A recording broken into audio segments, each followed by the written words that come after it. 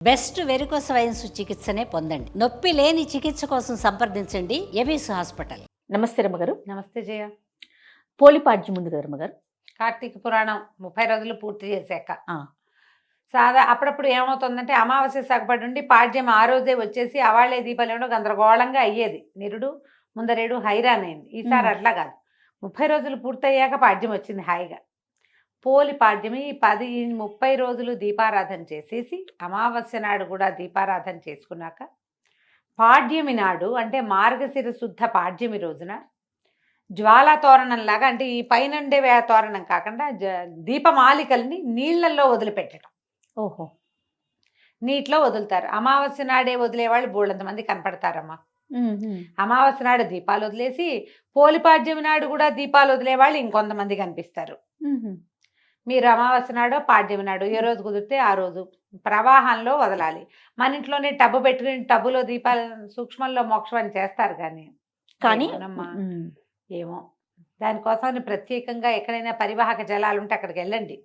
ఈ ఏడాది కాకపోతే వచ్చే ఏడాది పై ఏడాది నాకు మళ్ళీ అనుకోండి కావేరి స్నానం అనుకుంటాను నేను. ఆ కావేరి ససేమిరా కుదరదు, ఎప్పుడు కుదరదు నాకు. 5 సంవత్సరాలు కార్తీక పురాణం మొదలుపెట్టిన రోజు నుంచి ఈ సంవత్సరమైనా నేను కావేరి స్నానం చేయాలి. కుదరట్లా, టైం రావాలి రమ్మగారు. రంగనాథుడు పిలవాలి మన్ని, అంతే కదా. ఆయన ఎప్పుడు పిలుస్తాడో చూడాలి. పిలిస్తే కావేరి స్నానం చేయటం. నదీ స్నానం నీళ్ళలో ఇంకేం చేస్తాం, సూక్ష్మంలో మోక్షం అని మన దగ్గరే ఒక టబ్బు ఏదో పెట్టుకుని ఆ టబ్బులోని దీపాలు వదిలిపెడతారు. ఈ అరటి డిప్పల్ని, అరటి దొన్నెలు ఉంటాయి కదా మన కాండం తాలూకు దొన్నె, దాంట్లో ఏదైనా పదునైన చిన్న క్యాప్ తోటి ఇట్లా చేస్తే గుండ్రంగా లేచి వస్తుంది. అవును, ఈ గ్యాపుల్లో ఆవు నెత్తుతో ముంచిన కుంభవత్తుల్ని, పువ్వొత్తులు అంటాం కదా, అవును, వాటిని పెట్టి వెలిగించి నీళ్ళల్లో వదిలిపెట్టి దండం పెట్టుకోవటం.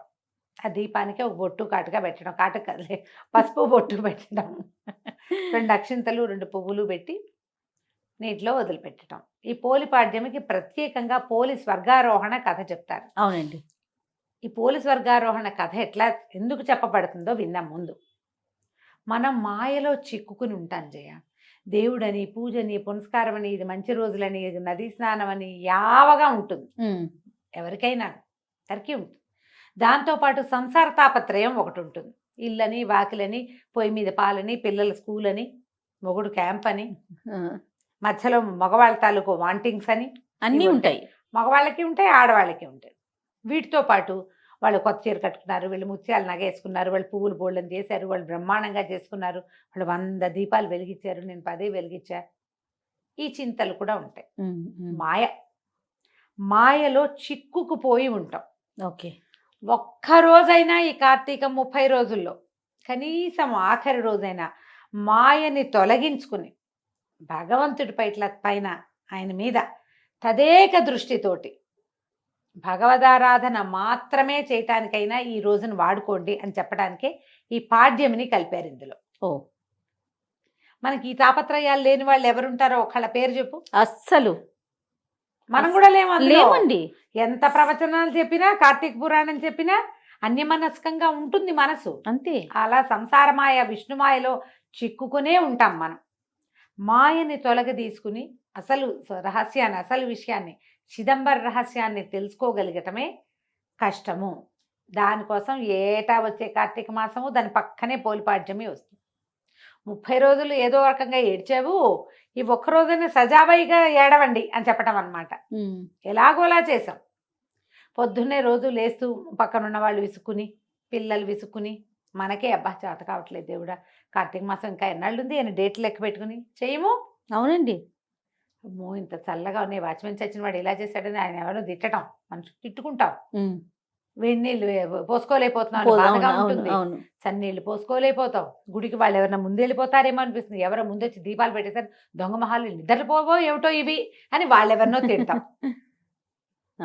ఇంతే, ఇవేవీ లేకుండా నిర్మల చిత్తంతో భగవంతుణ్ణి ఈ ఆఖరి దీపంతో ఆరాధించండి. కార్తీక దామోదర ప్రీత్యర్థం. పోలి కథ కూడా మాయకి సంబంధించిన కథే చెప్తారు. కృష్ణా జిల్లాలో, కృష్ణా తీరంలో, నదీ తీరం బాదర అనే ఒక గ్రామం ఉండేదట. ఈ బాదర గ్రామంలో పోతడు అనే ఒక చాకలి ఆయన గురించి చెప్తారు. ఆయనకి మాలి అనే ఒక భార్య, 4 కుమారులు ఉన్నారు. పోతడు మంచివాడు, ఊరి వాళ్ళ బట్టలు అందరి మురికి పోగొట్టేవాడు, కానీ తన ఇంట్లో పేరుకుంటున్న మురికిని పోగొట్టలేకపోయాడు. తన భార్య మహాగయ్యాళి ఆ మాలి. ఈవిడ 4 కుమారులకి వివాహాలు చేశారు సరైన సమయంలోనే. పిల్లలు కాస్త యుక్త వయసుకు లేక పెళ్ళిళ్ళు చేస్తే మొదటి 3 కోడళ్ళు గయ్యాళి వాళ్ళే అత్తగారిలాగా. ఒకళ్ళ మీద ఒకళ్ళకి చెప్పుకుంటూ ఉండటము, డివైడ్ అండ్ రూల్ చేయటము, నువ్వెంతని నేనెంతని మాట్లాడుకోవటాలు ఇవన్నీ ఉన్నాయి. ఆఖరి కోడలైన పోలి చాలా బుద్ధిమంతురాలు, భగవంతుడి మీద చిత్తను నిలపగలిగేది, భర్తతో ప్రేమగా ఆపేక్షగా, వివాహితకి భర్తే దైవం లాంటి భావాల్లో ఉండేది. ఏ జాతైనా అంతే. మొగుడికి ఇష్టమయ్యేదిగా వండి పెట్టడం, అతను చెప్పిన మాట వినటం, అతను ఏదైనా ఒకటి అనుకుంటే దాని ప్రకారం పనిచేయటం, అతను సమయానుకూలంగా తన పనులను సర్దుకోవటం, ఇంతే చాలమ్మా. పూజ చేయాలి ఆ మొగుళ్ళకి, అదే కదా, ఏమక్కర్లా, ఇదే చేయాలి. అనుకూల దాంపత్యం అంటే ఇదే. వీళ్ళు బాగా చూస్తున్నారు, అవతల వాళ్ళు కూడా బాగా ఉంటారు. అయినా ఉండని దౌర్భాగ్యులు కొంతమంది ఉంటాయి, కొన్ని జాతులు, దానికి మనం ఏం చేయలేం. కానీ మనం బాగా ఉంటే అవతల వాళ్ళు బాగా ఉండటం మనకు తెలుసు కదా, సహజంగా చూస్తాం మనం. అయితే ఏమైంది, ఈ పై 3 కోడళ్ళు అత్తగారు ఏకమయ్యి ఈ పోలిని నానా హింస పెట్టేవారు. అంటే ఉందని, అనకపోతే అనలేదని, నుంచుంటే నుంచుందని, నుంచోకపోతే నుంచోలేదని, ఇట్లా ఎంతసేపు ఏదో ఒక తగాదా పెట్టేవాళ్ళు, ఎక్కిరిచ్చేవారు, హేళన చేసేవాళ్ళు. దీనికి పూజ, దీనికి భక్తి అని ఎక్కిరిచ్చేవాళ్ళు.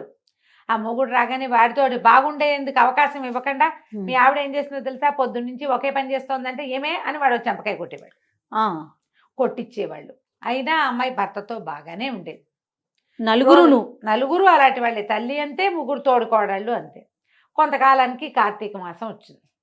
వీళ్ళందరూ ఏం చేసేవాళ్ళు, అత్తా కోడళ్ళు కార్తీక మాసం నదీ తీరానికి వెళ్ళి స్నానం చేసి దీపాలు పెట్టుకునేవాళ్ళు. ఆ పిల్లకి, ఆఖరి పిల్లకి అన్ని ఇంటి పనులన్నీ అప్పచెప్పేవాళ్ళు. పాలు తీయటం, పాలు కాగబెట్టడం, పొద్దున్నే దాలి వెలిగించడం, అవన్నీ పనులు కదా ఇళ్ళల్లో. పొయ్యి మీద అన్నం పడేయటం, ఇవన్నీ చేసి. అయితే వాళ్ళు రోజు వెళ్ళేవాళ్ళు, కానీ ఇది పాలు సరిగా తీస్తుందో తీయలేదో, మొద్దు మొహంది, గబగబా పని చేయదు అని ఒకళ్ళు, ఆ వెన్న తీసి కాస్త ఒంటికి రాసుకుంటుందో ఏమిటో, అసలే శీతాకాలం అనేవాళ్ళు ఇంకొకళ్ళు. అన్యాయంగా మాట్లాడతారు అంతే. కొంతమంది మనుషులు అలాగే ఉంటారు. అమ్మేసుకుంటోందేమోనని, ఏదైనా దుత్తలు పడేసిందేమో, అన్నం మనం చెప్పిందంతా వండిందో లేదో, అన్నం చిమడబెట్టిందో ఏమిటో, ఆ కూర దానికి చేయటం రాదు, కూర చెప్పేమో సరిగ్గా చేస్తుందో చేయదు, ఇట్లాంటి భావాలతోటే స్నానాలు చేసేవాళ్ళు, దీపాలు పెట్టేవాళ్ళు. ఓహో. ఎవరికైనా చెప్పేటప్పుడు ఉందిగా మాకు మారేమా, పని పాట రాదు మొద్దు అని దాన్ని ఏదో ఒకటని ఎవరికో చెప్పేవాళ్ళు. ఈ పిల్ల ఇంట్లో పనులు చేసుకునేది. 1 రోజులు గడిచింది. ఒక్కరోజు కూడా కార్తీక దీపమే పెట్టలేకపోయింది. ఇంట్లోనే స్నానం చేయాల్సి వచ్చేది. ఆ కాలంలో అందరూ నదీ స్నానాలకు వెళ్ళేవాళ్ళు. ఒకనాడైనా పోనీ దీని జీవితానికి ఒక నదీ స్నానం అని ఒక రోజైనా దాన్ని తీసుకెళ్ళాలి, ఆ చిన్నపిల్లని, కోడల్ని. ఆ పిల్లని ఇంట్లోనే వదిలేసేవాళ్ళు పోలిని. అయితే కార్తీక అమావాస్య వచ్చింది. అమావాస్య వెళ్ళిన కొన్ని గంటలకి తెల్లవారింది. ఆ పూట పాడ్యం వచ్చేసింది. కాకపోతే వీళ్ళందరూ ఏం చేశారు, ఇంకా అమావాస్య పొద్దులున్నాయి, దీపాలు పెట్టుకోవడానికి అంతా పోయారు. ఈ పిల్ల దేవుడా రావడానికి కళ్ళ నీళ్ళు పెట్టుకుని, అయ్యో నెలంతా వెళ్ళిపోయిందే, ఆఖరి స్నానాలకు వెళ్ళిపోయారు వీళ్ళు. కార్తీక అదే అమావాస్య రోజు పొద్దున్నే పోయారు, మధ్యాహ్నానికి అమావాస్య వెళ్ళిపోయి పాడ్యం వచ్చేస్తుంది. అందరు వెళ్ళిపోయారు ఆఖరి స్నానాలకి. ఒక్క నదీ స్నానం చేయలేదు, దేవుడికి ఒక్క దీపం పెట్టలేదు.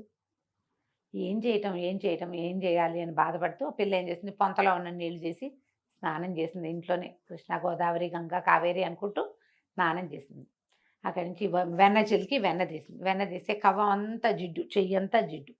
పిల్ల అనుకుంది, ఇంత జిడ్డు ఉంది కదా, ఈ కవ్వ అనుకున్న వెన్న తీసి కాస్త దీపం పెడదామని ఈ చీర కొసలు, కొంచెం మెత్తటి చీర, ఆ నలిగి చిరుగులు పట్టింది. కొస నుంచి ఇట్లా దారాలు లాగి అంత దారం తీసి ఇట్లా మెలిపెడితే అంతంత ఒత్తులు చేసింది 2.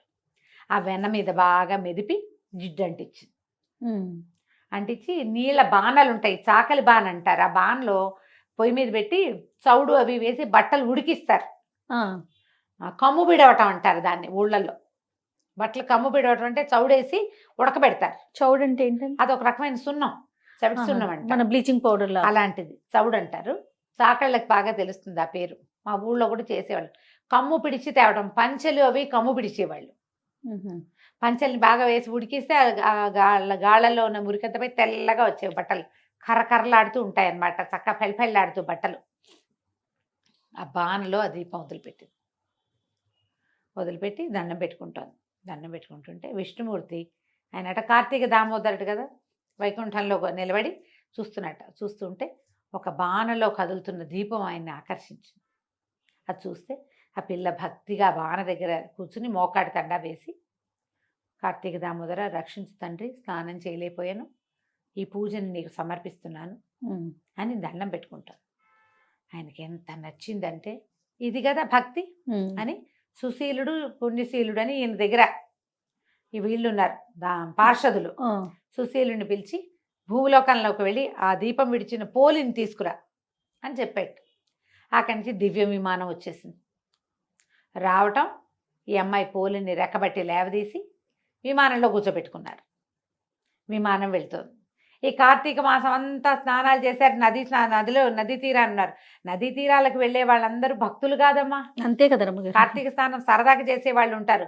ఫ్రెండ్స్ అందరూ వెళ్తున్నారని వెళ్ళేవాళ్ళు. అక్కడ ఏం వింతలు దొరుకుతాయో చూద్దాం అనుకునేవాళ్ళు. చాలా మంది ఆడవాళ్ళు వస్తారు, కలర్ఫుల్ గా ఉంటుందని చూసే మొహాలు కూడా వెళ్తాయి కొన్ని. అవును. ఆ ఉన్న జనమంతా చూస్తున్నారు పైకి. విమానం వెళ్తుంది, దివ్య విమానం. ఆ లోపల కూర్చున్న పాచీర కట్టుకుని ఉన్న పోలిని అప్సరోగణం సేవిస్తున్నారు, వింజామరలు విసురుతున్నారు.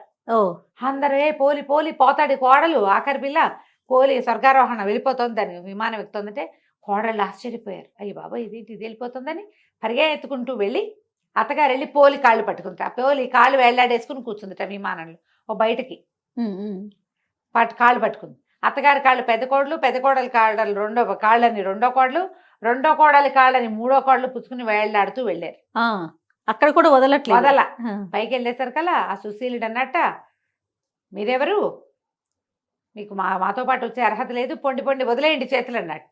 అనేసరికి అత్తగారు అందట, ఇది నా కోడలు, నా చిన్న కోడలికి నీతో పాటు విమానం ఎక్కే అర్హత వస్తే మాకు రాదా, మమ్మల్ని కూడా తీసుకెళ్ళు అన్నదిట. అనేసరికి సుశీలుడు అన్నట్ట, నదీ స్నానం చేస్తూ కూడా కోడల్ని శాపనార్థాలు పెట్టావు కదా నువ్వు, దీపం పెడుతూ ఒక మంచి ముక్కాడేవా, దీపాలు పెడుతూ ఇతరులతో మాట్లాడారు, కుండేలు చెప్పారు, నేరారోపణ చేశారు, ఇతరుల తప్పులని ఎవరికైనా చెప్పేవాళ్ళు, తప్పులని క్షమించలేని వాళ్ళు, దీపారాధన చేస్తూ మాట్లాడేవాళ్ళు, నదీ స్నానం చేస్తూ కొండేలు చెప్పే వాళ్ళకి స్వర్గార్హత లేదు అని చెప్పి లోపల ఒక కత్తి తీసి ఆ చేతుల మీద కొట్టేసేట, ఆ మాలి చేతి మీద కొట్టేశారు. వాళ్ళకే నడుచు అత్తగారు కాళ్ళు వదిలేసింది కోడలివి, మొత్తం అందరూ పడిపోయారు కిందకి. గుంపు అంతా కింద పడిపోయింది. జనాలంతా చూస్తూ ఉండగానే ఎత్తి తడుముకున్నారు. వీళ్ళు లేచి పోలిని మాత్రం చక్కగా స్వర్గారోహణ చేయించేశారు. ఆ అమ్మాయి సశరీరంగానే విష్ణు సాయుధ్యాన్ని పొందింది. ఈ కథను చెప్పుకుని నీళ్ళలో దీపాలు విడిచిపెట్టండి. దీనికి ముందు ఏం పూజ చేయాలి అందరూ అడుగుతారు. మీరు విష్ణు పూజ చేస్తూ ఉంటే విష్ణుమూర్తికి పూజ, దీపాలు పెద్దగా పూజ పునస్కారం రావండి, మామూలుగా పెట్టిన దేవుడికి దీపాలు పువ్వులు పెట్టండి, చక్కగా దీపము ధూపము పెట్టండి, 4 అరటిపళ్ళు, 2 కొబ్బరికాయలు, 4 లెక్క కాదు క్యాజువల్గా చెప్తున్నా, పళ్ళు కొబ్బరికాయ అవి నివేదన చేయండి, దీపాలు పెట్టుకోండి ఇంట్లో. తర్వాత నీళ్ళలో దీపాన్ని వదిలిపెట్టండి. ఓకే. విష్ణువారాధన చేసేవాళ్ళు విష్ణువారాధన, శివారాధన చేసేవాళ్ళు శివారాధన. ఏం కాదు, రోజువారీ మేము ఊరికే దీపం పెట్టుకుంటాం, అవి కూడా పెట్టుకోండి. ఓకే. పెట్టుకోవటం, ఈ దీపాన్ని నీటిలో వదిలిపెట్టి ఈ కథని చదువుకుని విని 2 అక్షంతలు దేవుడి మీద వేసి మీ మీద వేసుకోండి. పోలి స్వర్గారోహణ కథ పూర్తవుతుంది. దీపాలు నీళ్లలో విడవటంతో కార్తీక మాసాన్ని పూర్తిగా సుసంపన్నం చేసుకుంటాం. ఈ 30 రోజుల్లో చేయలేని వాళ్ళందరూ కూడా ఈ చివరి రోజున చేసినా కూడా మీకు పూర్తి కార్తీకాన్ని ఆచరించిన ఫలితం లభిస్తుంది. ఏకైక రూలు, ఇతరులని నిందించవద్దు. దీపారాధన చేసేటప్పుడు కానీ, దైవారాధన చేసేటప్పుడు కానీ, స్నానం చేసేటప్పుడు కానీ మాట్లాడవద్దు. అంతే. నమస్కారం చేసుకోండి, అయిపోతుంది. ఏదైనా ఇబ్బంది కనుక అలా అనిపిస్తే రమ్మగారు, పీరియడ్స్ వస్తే వచ్చే సంవత్సరం చేసుకుందరు కానమ్మా, ఏం కొంప మునక లేదు. పీరియడ్లో ఉన్నా చెయ్యండి, ఇలాంటివి నేను చెప్పను. నమస్తే రమ్మగారు. నమస్తే జయ.